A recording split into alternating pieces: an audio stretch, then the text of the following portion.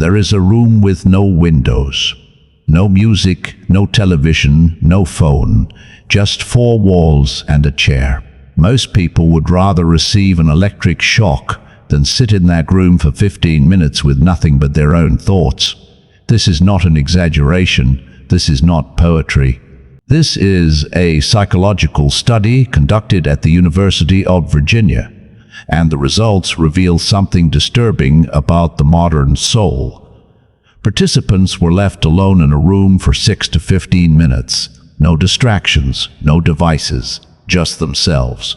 And they were given a button that would deliver a painful electric shock to their own bodies. The researchers assumed no one would press it. Why would anyone hurt themselves for no reason? They were wrong. 67% of men and 25% of women chose physical pain over sitting quietly with their own thoughts. Some pressed the button multiple times. One man shocked himself 190 times in 15 minutes. Let that sink in. We have become so terrified of ourselves that we prefer literal pain to the silence of our own minds. You see this everywhere once you know what to look for. The person who cannot eat a meal without scrolling through their phone. The one who falls asleep to podcasts or television because the silence of a dark room is unbearable. The one who stays in dead relationships, toxic friendships, soul-crushing jobs, not out of love or necessity, but out of fear. Fear of the quiet. Fear of the emptiness that waits when everyone leaves.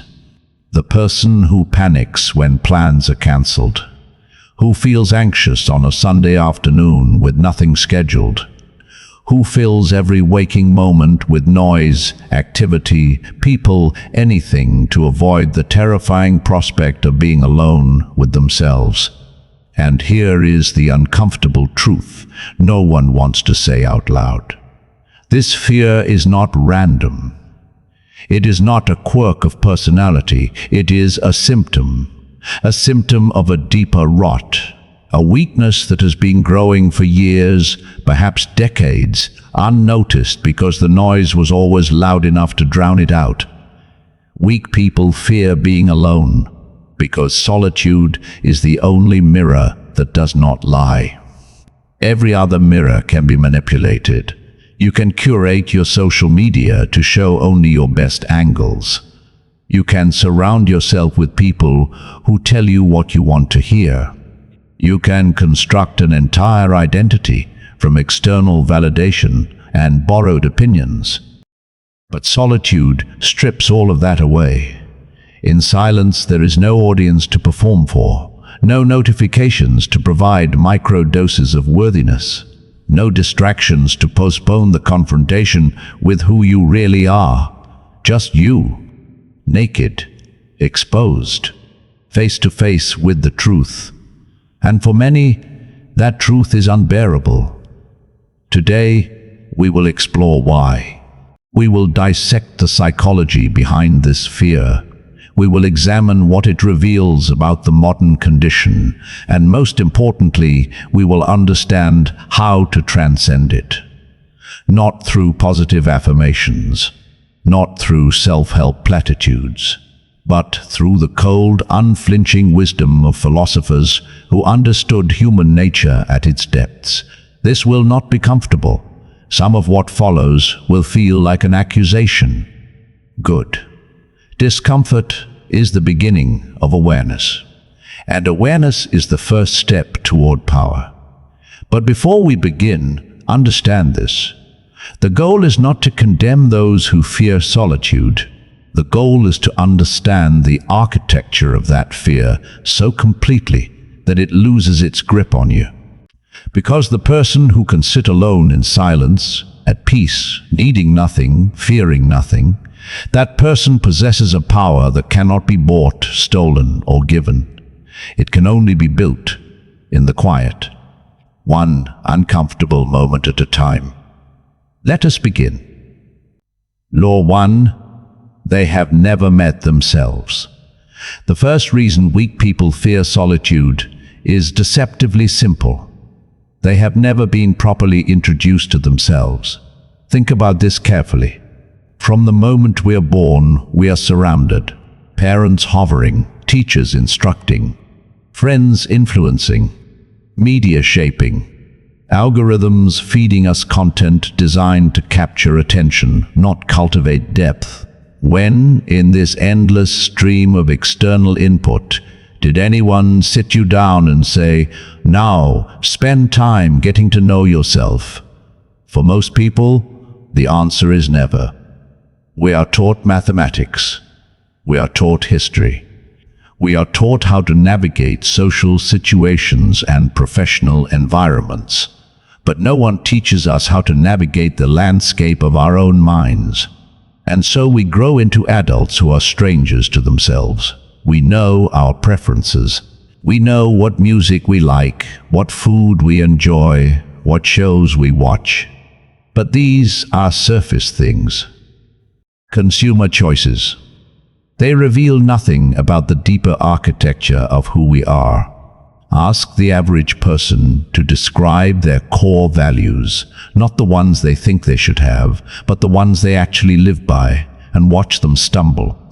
Ask them what they would do with their life if money and approval were irrelevant, and see the confusion in their eyes. Ask them who they are when no one is watching, and the silence that follows will tell you everything.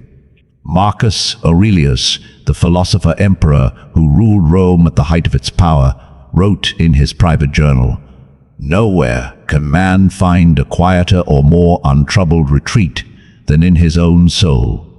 But here is the part most people miss when they quote this passage. This retreat requires that you have built something there. A foundation. Values that are truly yours. A self that exists independent of external validation. A mind that has been explored, mapped, understood. Weak people have not done this work. They have been too busy, too distracted, too afraid. So when solitude arrives, it feels like being locked in a room with a stranger who wears their face, but whom they do not know, a stranger they do not trust. And what do we do when trapped with someone we do not trust? We try to escape. This is why the phone comes out immediately. This is why the television flickers to life the moment they enter an empty room. This is why they text someone, anyone, just to feel less alone with this unfamiliar presence that is themselves. But here is the tragedy. The stranger is not going anywhere. You are fused to them for the rest of your existence, and every moment you spend running is a moment you could have spent understanding, befriending, transforming. The Stoics understood that the self is not fixed, it is a project, a work in progress. But the work cannot begin until you stop running long enough to see what you are working with. And this brings us to the second law. This one cuts deeper than the first, because it explains why even those who catch glimpses of themselves in solitude quickly look away. Law 2, silence speaks what they refuse to hear. There is a voice inside every person. It speaks only in silence, and it says things we spend our entire lives trying not to hear. This voice is not mystical. It is not spiritual in any esoteric sense. It is simply the part of your mind that observes without the distortions of ego and social performance. It sees clearly, and it speaks honestly. It reminds you of the goals you abandoned, the dreams you told yourself were impractical, the ambitions you sacrificed on the altar of comfort and conformity. It whispers about the potential you wasted, the years you spent in jobs that deadened your spirit, the relationships you stayed in too long because leaving required courage you did not want to summon. It asks uncomfortable questions. Why did you say yes when everything in you screamed no? Why do you perform happiness for others while feeling empty inside? Why have you spent so much of your life living according to scripts you did not write? This voice is not cruel. It is not your enemy. It is, in fact, the most honest friend you will ever have. But honesty, for someone who has built their life on comfortable lies, is unbearable. So what do? They fill every moment with noise. Podcasts playing during the commute, music during every walk, television during every meal, scrolling during every spare moment, conversations about nothing, gossip and complaints and surface chatter, just to fill the air. Anything to drown out that quiet voice. And the tragedy is that it works. For a while. You can successfully avoid yourself for years, decades, an entire lifetime if you are committed enough to the avoidance. But here is what they do not understand. The voice never stops, it never gives up, it simply waits. Patient, knowing that eventually the noise will fade. In a hospital bed, in a moment of profound loss. In the quiet hours of the night when sleep will not come, and there is nothing left to scroll. And the longer you ignore it, the louder it becomes when the noise finally fades. The longer you avoid the truth, the more painful the confrontation when it inevitably arrives. The strong do not wait for this forced reckoning. They choose it voluntarily. They sit with the voice, they listen, they let it reveal their failures, their delusions, their blind spots. And then, instead of collapsing into self-pity or running back to distraction, they act. They use the information. They adjust course. They become students of themselves, always learning, always refining. Seneca wrote to his friend Lucilius, "We suffer more often in imagination than in reality." But the imagination he spoke of is not the quiet voice of truth. It is the anxious chatter that runs from truth. The real suffering comes not from facing ourselves, but from the exhausting, endless project of avoidance. The strong understand this, and so they welcome silence as a teacher, not fear it as an enemy. But we have not yet reached the deepest root of this fear. That comes later. First, we must understand something about identity itself, about where weak people locate their sense of worth. This is Law 3, and it explains why solitude does not merely make them uncomfortable, it makes them feel like they are disappearing. A weak person's sense of value does not come from within. It is borrowed, rented, dependent entirely on external sources. Watch carefully, and you will see this everywhere. They feel confident when someone compliments them, but the confidence evaporates when the compliments stop. They feel worthy when they are included in plans, invited to gatherings, sought after socially. But the worthiness crumbles when the invitations dry up. They feel successful when others approve of their choices. But the success turns to ash when approval is withdrawn. Their entire sense of self is a reflection. It requires other people to exist. Without mirrors, they cannot see themselves. Without audiences, they do not know who they are. This is not living. This is performing. And the performer cannot rest because the performance must never stop. Now, what happens when no one is around to provide this reflection? Collapse. This is the secret terror behind the fear of solitude. It is not that being alone is physically painful. It is not that silence is inherently uncomfortable. It is that without others to reflect their value back to them, they feel like nothing. Like a television with no signal, static and emptiness where a self should be. They panic because solitude reveals the horrible truth they have been running from. They have not built anything inside themselves. They have only arranged external sources of validation in pleasing configurations. And when those sources are removed, even temporarily, the void is exposed. This is a terrifying dependency, and like all dependencies, it creates slavery while pretending to offer comfort. The person who needs others to feel worthy is owned by others. Their moods are controlled by external factors. Their peace is hostage to circumstances they cannot control. A harsh word can destroy their day. A social rejection can send them spiraling. A period of isolation can trigger an existential crisis. This is not strength. This is the most profound weakness imaginable. A weakness dressed up in social clothing so it appears normal. Seneca understood this 2,000 years ago when he wrote about the proper use of time. He said, "It is not that we have a short time to live, but that we waste a lot of it. Life is long enough, and a sufficiently generous amount has been given to us for the highest achievements, if it were all well invested." He was speaking of time, but the principle applies equally to self-worth.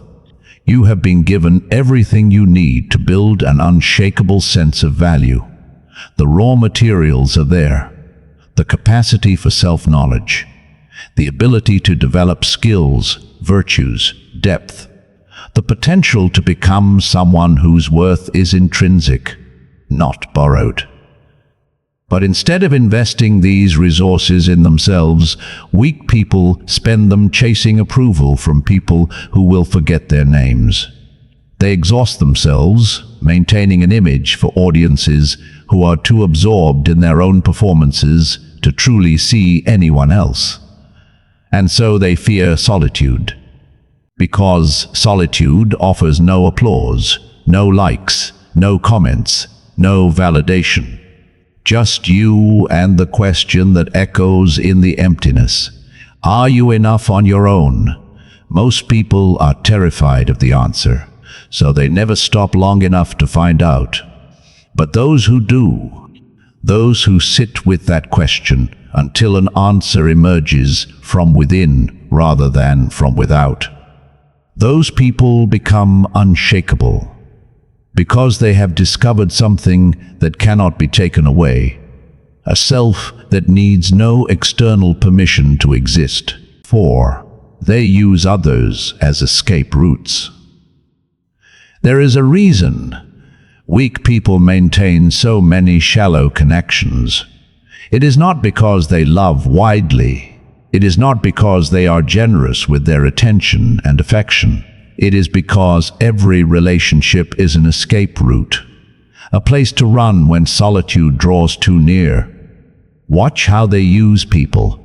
A phone call is not for genuine connection. It is to fill silent car rides. A coffee date is not for deep friendship. It is to avoid an empty afternoon. A relationship is not for love and growth. It is for constant companionship that prevents them from ever being alone. They collect people the way some collect possessions, not for their intrinsic value, but for the security of knowing that escape is always available. This is a betrayal of themselves and of others. They are not truly present in these relationships because they are not there for the relationship.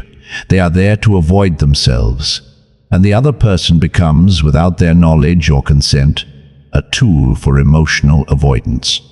This is why so many modern relationships feel hollow, why so many friendships lack depth, why so many people are surrounded by others yet profoundly lonely.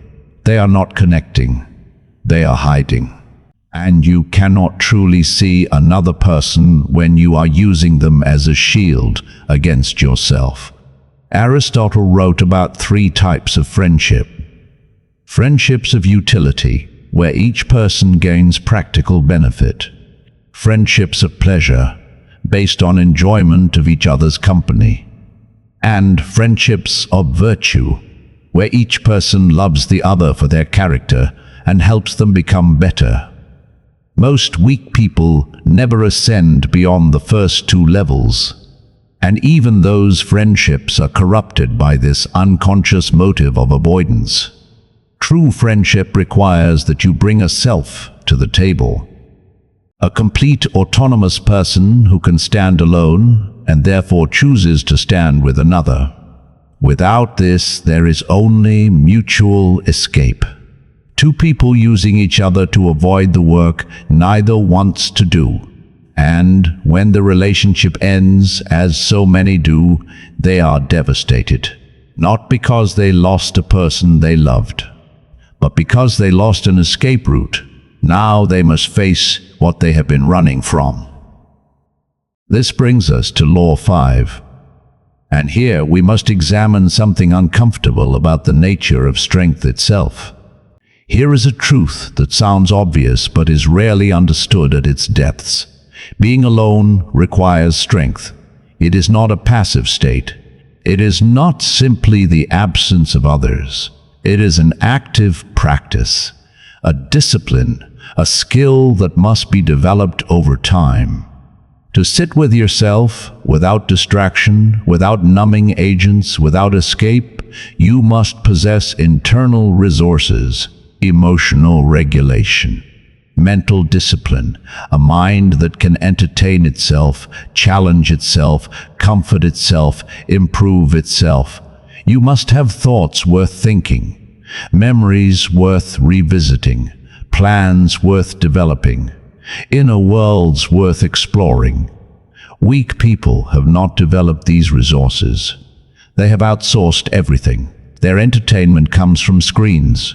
They cannot generate interest or engagement from within. They need input, constant input, or they grow restless and anxious. Their emotional regulation comes from external substances and distractions. They cannot sit with discomfort. They cannot process difficult emotions without numbing them. They need something, food, alcohol, shopping, scrolling, to take the edge off. Their sense of meaning comes from other people's narratives. They have not constructed a story of their own. They live in plots written by their culture, their family, their social circle. Without those external scripts, they do not know what their life is about. So, when solitude arrives, they are unarmed, defenseless, unable to cope with the weight of their own existence because they have never built the muscles required to carry it.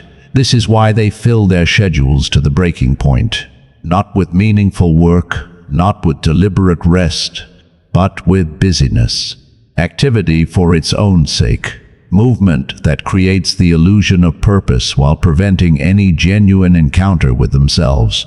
They fear open calendars more than they fear failure, because failure at least provides drama, narrative, something to react to. An empty Sunday afternoon offers nothing but themselves. And here is the dark irony. The very thing they run from is the only place where the strength they lack can be developed. Solitude is the gymnasium of the soul. It is where mental muscles are built, where emotional resilience is forged, where the self becomes solid instead of scattered. But it requires that you show up again and again, that you sit with the discomfort until it transforms, that you let the weakness reveal itself so it can be addressed. Those who do this work become capable of things that seem almost superhuman to the weak. They can wait without anxiety. They can be still without restlessness. They can face loss, rejection, isolation, and remain standing, because they have built something inside that does not depend on external circumstances. The weak fear this process because they fear the discomfort. But they do not understand that the discomfort is the mechanism of growth. It is not a side effect to be avoided. It is the exercise itself. Law 6, they are addicted to distraction. Let us be precise about what we are dealing with here. The fear of solitude is not merely a preference. It is not simply that weak people enjoy company more than being alone. It is an addiction. And like all addictions, it follows predictable patterns. There is tolerance. What once provided sufficient escape no longer works. You needed 1 hour of television, now you need 3. You needed casual social media use, now you need constant scrolling. There is withdrawal. Remove the distraction and discomfort arises. Anxiety, restlessness, irritability, a desperate need to find replacement stimulation. There is loss of control. They want to reduce their consumption. They tell themselves they will spend less time on the phone, watch less content, need people less. But the intention fades and the behavior continues. There is continued use despite negative consequences. They know the distraction is harming them. They see the time wasted. They feel the shallowness of their lives. But they cannot stop. This is addiction. And the substance is not a chemical, it is stimulation itself. It is anything and everything that prevents the encounter with silence. The smartphone is the most effective distraction delivery device ever created. It offers infinite escape in a pocket-sized package. Every app is designed to capture attention. Every notification is engineered to trigger a dopamine response.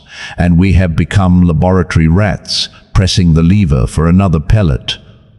Another scroll, another video, another message, another hit of that sweet, sweet distraction. But here is what the addicted mind does not grasp. You are not alleviating discomfort. You are creating it. Every moment of escape makes the next moment of solitude more unbearable. Every distraction deepens the fear of its absence. You are digging the hole you are trying to climb out of. The Stoics understood the danger of dependencies. Epictetus, born a slave and later one of the most respected philosophers in Rome, taught his students to examine everything they thought they needed. He said, "Wealth consists not in having great possessions, but in having few wants." The person who needs constant stimulation, constant company, constant noise to feel okay is the poorest person alive. They are owned by their needs, controlled by their dependencies, slaves to circumstances they did not choose. The person who can sit in silence, wanting nothing, needing nothing, at peace with their own existence, that person is truly wealthy. Because their well-being cannot be disrupted by external changes, breaking this addiction is possible. But it requires what all addiction recovery requires: willingness to endure discomfort without reaching for the substance. The understanding that the discomfort is temporary, but the freedom on the other side is permanent. And this brings us to the modern dimension of this problem. Because we live in an age that has made this addiction not only possible, but almost mandatory. Law 7, modern society, engineers their weakness.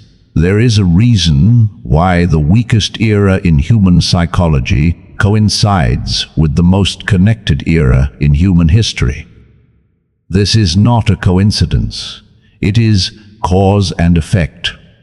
Constant connection is not a cure for loneliness. It is a sophisticated form of avoidance that masquerades as community. Every notification you receive is designed by teams of engineers and psychologists to trigger exactly the right response, to capture your attention, to bring you back, to make the idea of a quiet, unconnected moment feel intolerable. Every social media platform is optimized for one thing: engagement. Not your well-being, not your growth, not your peace. Engagement. Because engagement generates revenue, and engagement is highest when you are anxious, when you are comparing yourself to others, when you are seeking validation, when you are running from yourself. The machine profits from your weakness. It is designed to exploit the very dependencies we have been discussing. This is not conspiracy, this is business. and understanding it is essential to breaking free. You are not using these tools. These tools are using you. They are harvesting your attention, your data, your psychological vulnerabilities, and in exchange, they offer an endless stream of distraction that feels like connection, but leaves you more isolated than before. Weak people have become addicted to this drip. They need it the way an addict needs their substance, not because it makes them happy. The research is clear that heavy social media use correlates with depression, anxiety, and loneliness. They need it because it keeps the emptiness at bay for one more hour, one more minute, one more scroll. Remove their phone for a day and watch what happens. The anxiety rises, the discomfort grows. They reach for it like a phantom limb. They feel its absence as a physical ache. This is not connection. This is digital anesthesia. And it is numbing them to the surgery they need. The surgery of self-examination, of cutting away the dead parts of their lives, of cauterizing the wounds they have been avoiding, of rebuilding from honest foundations. Epictetus warned his students, if you wish to improve, be content to appear clueless or stupid in extraneous matters. In our age, this translates to a willingness to disconnect, to appear absent from the digital crowd, to miss the memes and trends and conversations, to prioritize the development of self over the performance of self. This is increasingly rare, and therefore increasingly valuable. The strong person in the modern age is not the one with the most followers. It is the one who can put the phone down and feel nothing but peace, who can spend a day in silence and call it a gift rather than a punishment, who has built an inner world rich enough that the digital world holds no power over them. 8. They fear the void because they are empty. We have arrived at the law most will reject because it is the most painful. The reason solitude feels like staring into an abyss is because for many, there is nothing inside to meet their gaze. They have consumed endlessly but created nothing.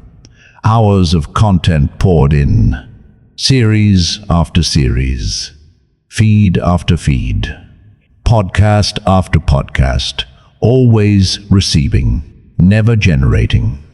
They have absorbed opinions but formed none of their own.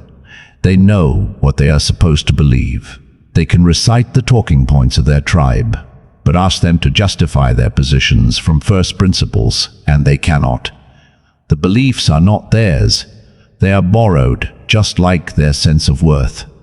They have lived reactively, responding to life's stimuli, but never once sat down to deliberately design their own existence. Life happens to them. They do not happen to life. They bounce from event to event, circumstance to circumstance, pushed by forces they do not understand and have never examined. And so, when the noise stops, they feel the void, not outside them, inside. There is nothing there because nothing has been built. No philosophy of life, no self-knowledge, no cultivated skills, no inner resources, just a hollow space where a self should be. This sounds harsh. It is harsh. But it is not a condemnation. It is a diagnosis. And every diagnosis honestly received is the first step toward a cure. The cure is simple to understand, but difficult to execute. Build something inside yourself. Develop principles that do not bend when pressure is applied. Not borrowed principles, not principles you think you should have. Principles that emerge from honest self-examination and are tested by experience. Accumulate knowledge that serves you, not trivia, not information for its own sake. Understanding that deepens your grasp of reality and improves your ability to navigate it. Cultivate skills that are yours alone, abilities you have worked to develop. competencies that no one can take from you, and that give you a sense of capability independent of external validation. Create anything. Write, build, make, compose. The specific form matters less than the act. Generating rather than merely consuming. Adding to the world rather than only extracting from it. Develop a mind that can sit in silence and find it not empty but full of ideas worth exploring, memories worth revisiting, plans worth developing, questions worth pondering.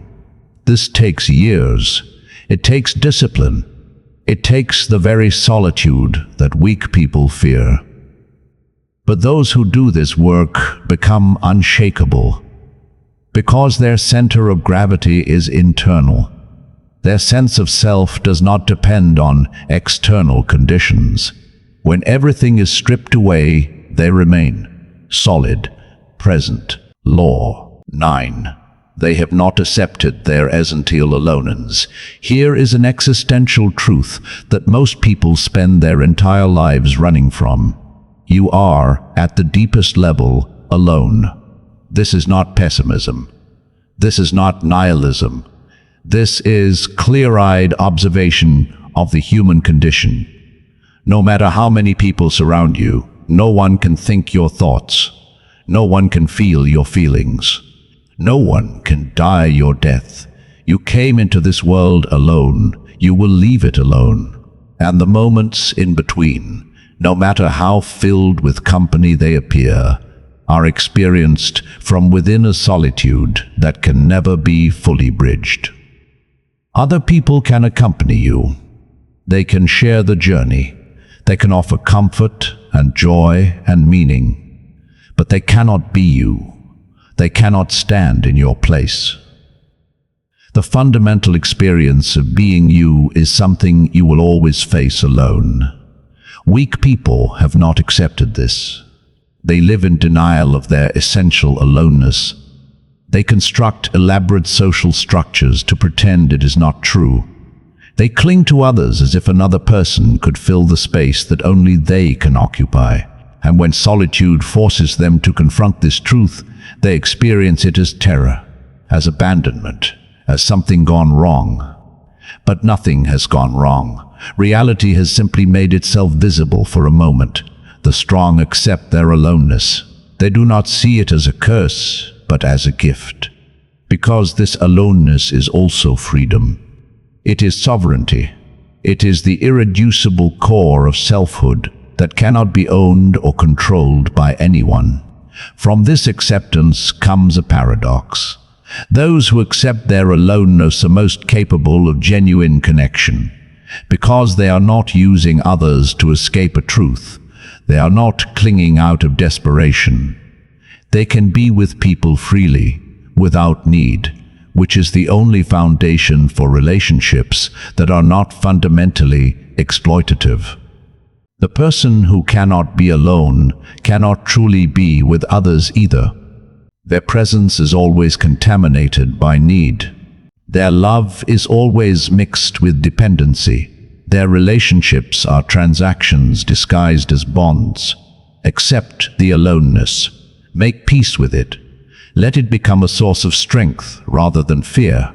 And watch how your relationships transform when you enter them from wholeness rather than lack. 10. They had not learned to be their own companion. The final law follows from all that came before. Weak people have not learned to be good company for themselves.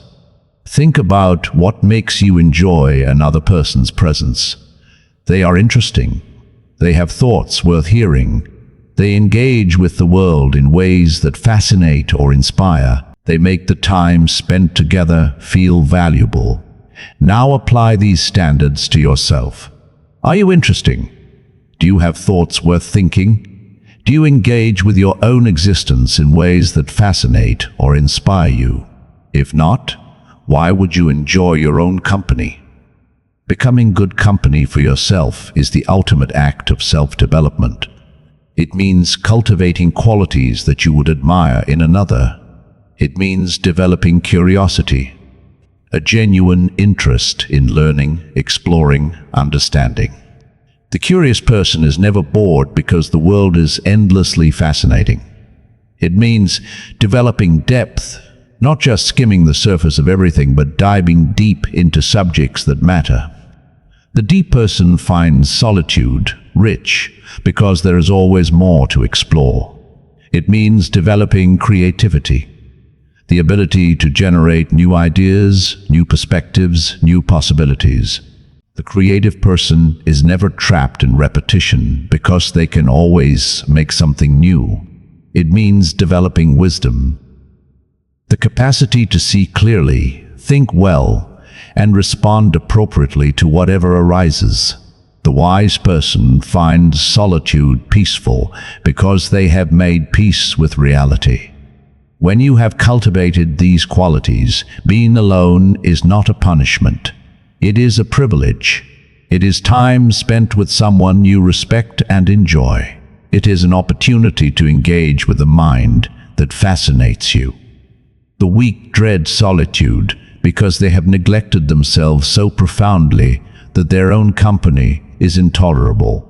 The strong seek solitude because they have built someone worth being alone with.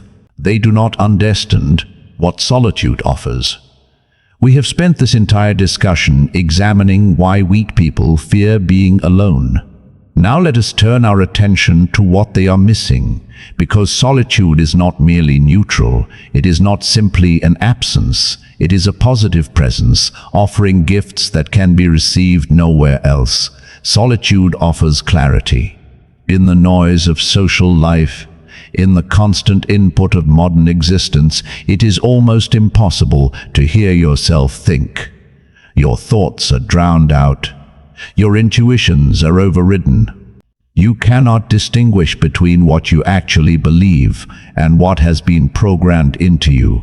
Solitude strips away the interference. In silence, the signal becomes clear. You can finally hear what you think, feel what you feel, know what you know. Solitude offers restoration. Social interaction is work. Even when it is enjoyable, it drains psychological resources. You are managing impressions, processing information, regulating responses.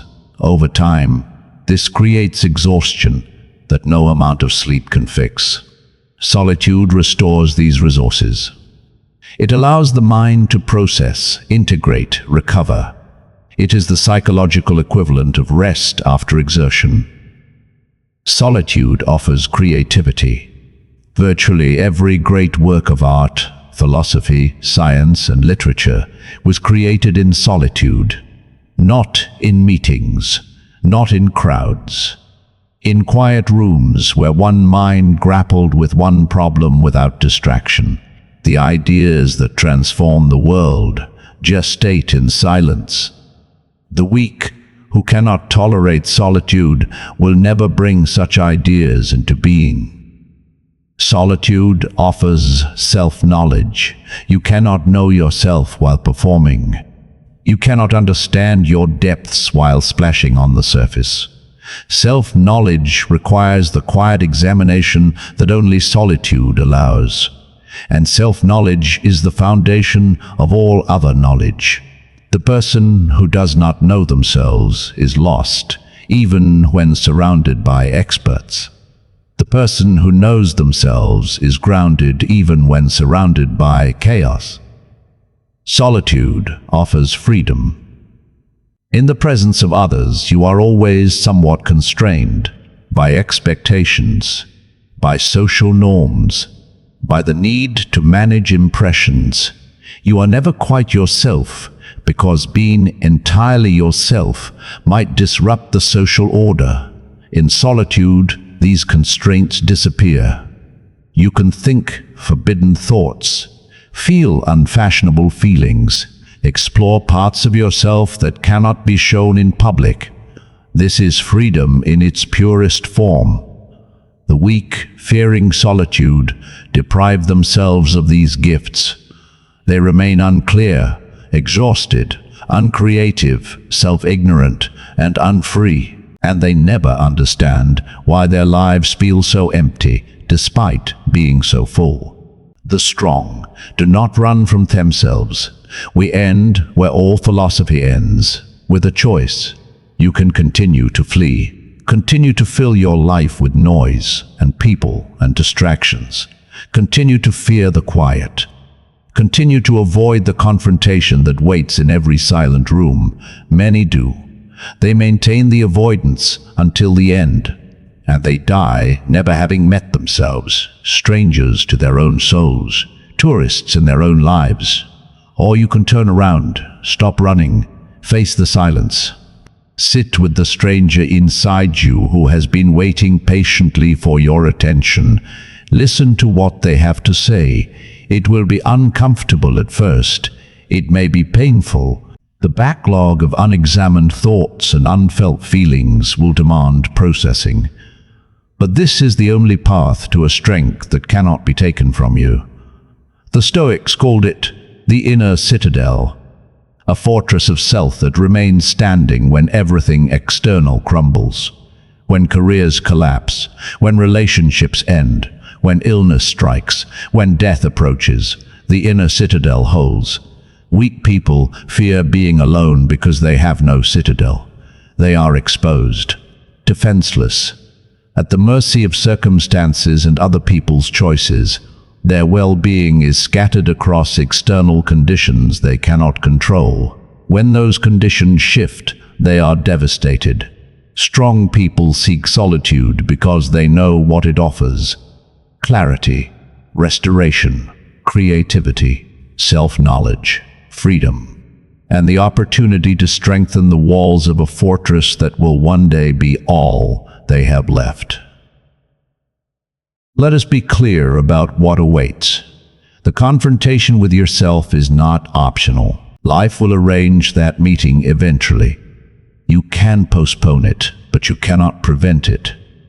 In a hospital bed, when the noise of daily life fades and only the beeping of machines remains, in a moment of profound loss, when the people you used as escape routes are no longer there, in the quiet hours of the night, when something inside you demands attention and will not be silenced by any amount of scrolling, in the final moments, when everything external falls away and only you remain, the meeting will happen.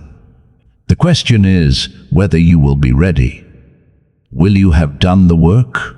Will you have built the inner citadel? Will you have become someone who can face the silence without terror? Or will you arrive at that inevitable confrontation as a stranger to yourself, terrified by a quiet you have spent a lifetime avoiding? The choice is made in moments like this one, in the decision to put down the distractions and sit with yourself, to let the discomfort arise and hold steady anyway, to do the work that most never do.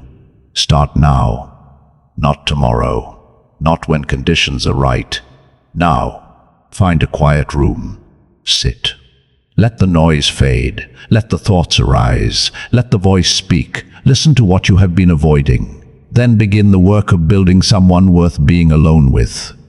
Because the person who can be alone without fear is the person who can never truly be defeated. They have found a source of strength that no circumstance can corrupt, a peace that no chaos can disturb, a self that no loss can destroy. And that is a power the weak will never understand, because they never stopped running long enough to discover it. You now know what they do not know. What you do with this knowledge will determine what kind of person you become. Choose wisely, remain silent, and begin.